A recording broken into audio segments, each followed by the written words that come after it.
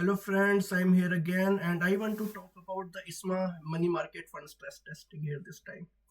So this is a European stress testing and it is a European regulatory requirement. And today I wanted to talk with you about what is the liquidity cost, okay? If you're trying to sell a big position like 100 million of the fund, which are like typical stress test scenario of a fund, right? To sell a big part of the fund, like 10 to 20% of the fund, depending upon your past scenarios, then you want to know, okay, what is my liquidity cost, okay, how much price will move. So that's the main point. So today I wanted to discuss with you what is the liquidity cost if I sell my portfolio. So this is my portfolio. Okay, this is my it has some sovereign bonds. Okay, all of it is built on gilts actually, and the pound GBP. And I have sovereign bonds. I have certificate of deposit, which is nothing but my fund actually deposited with a bond, and I will get some fixed rate of interest. Okay, fixed return on that. It is like a source of wholesale funding for the bank. Okay, and banks love this type of funding.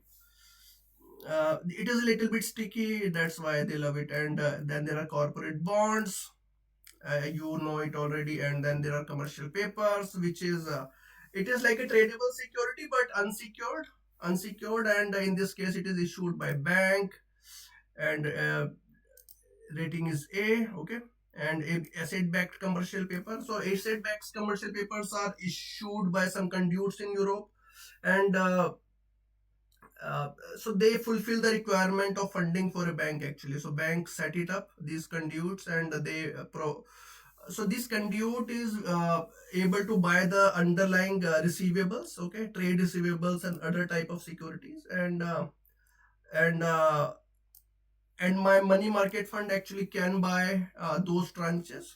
So yeah, from that conduit. uh, So the main point is that most of these securities like certificate of deposit, this commercial paper, and even this ABCP, they are relationship based. Okay, so usually they trade by your voice or messaging, and relationship based means if a fund knows that okay, we bought this certificate of deposit from this bank or this ABCP from this conduit, then they are more likely to buy from that. Okay, so much of this is not like exchange traded.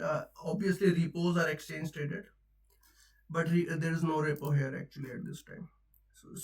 Now I wanted to talk about the vertical slice method. So vertical slice method, so we all know that if I have a portfolio of like 100 million pound, okay, then if it like suppose that 10 million is in cash and 20 million is in, sorry, 10 million is in like treasuries, then it is very easy to liquidate 20 million, right? I will just give you 10 million cash plus 10 million of treasuries.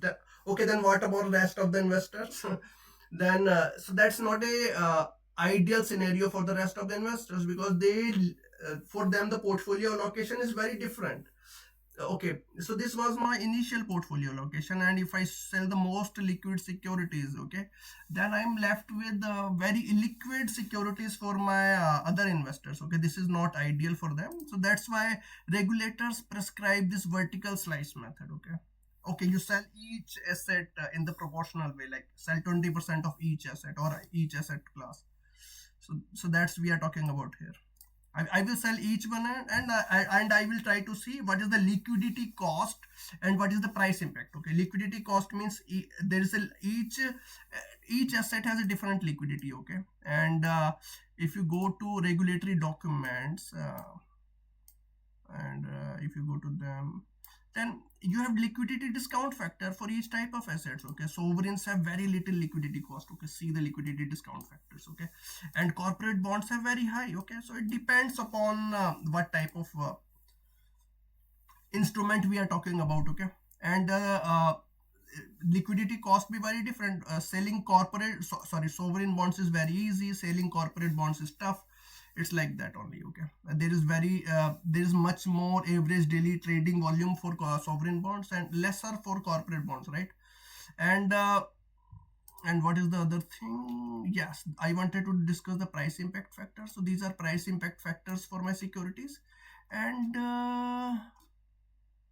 price impact factors. And yeah, and so why price impact parameters are important? Suppose you have like you want to sell 100 million worth of position, okay, then if it is a really big position compared to the market, then I won't find a same price for every every part of the position, right? It is possible maybe 40 million is sold on like 10 pounds, rest 20 million in 8, and rest of like 60 million in 10 pounds, okay. So I will not find the single price for all my positions in that asset class or in that positions. So that's why uh, prices move if I sell more of my asset, okay. If I sell more of my position, then prices will definitely move, and it will apply to all my rest of the positions as well in the portfolio, okay. If you see that here I have calculated price impact parameter, okay. Then so if you see that price impact factor, it uses the stressed cell, okay. Stressed cell 40 million, okay. It does not use the whole amount, okay. But if you see the adjusted price, it uses the adjusted value, it uses the whole initial value, okay. 200 million GBP, right? Because your adjusted price applies to the whole portfolio, right? If you're trying to sell like 100 million of your position, then you are actually, in a way, you are also affecting the prices of your rest of the portfolio, right? So, so that's why it is like this. And yeah, so so I have discussed this amount, that the sale amount is 20% of each position. Then your price impact parameter is nothing but your sale amount, okay, into the price impact parameter, okay. Then you calculated the price factor, okay. This is nothing but this adjusted price, okay. You deduct the liquidity cost and the price impact, okay. Then you calculate the adjusted value. This is the adjusted value, okay. Now this is my adjusted portfolio value after I adjusted the liquidity cost and price impact.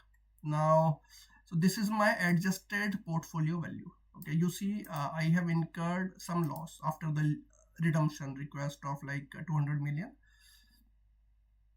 Then and there is actually stressed port there's a total NAV impact of 0.38 basis point, okay.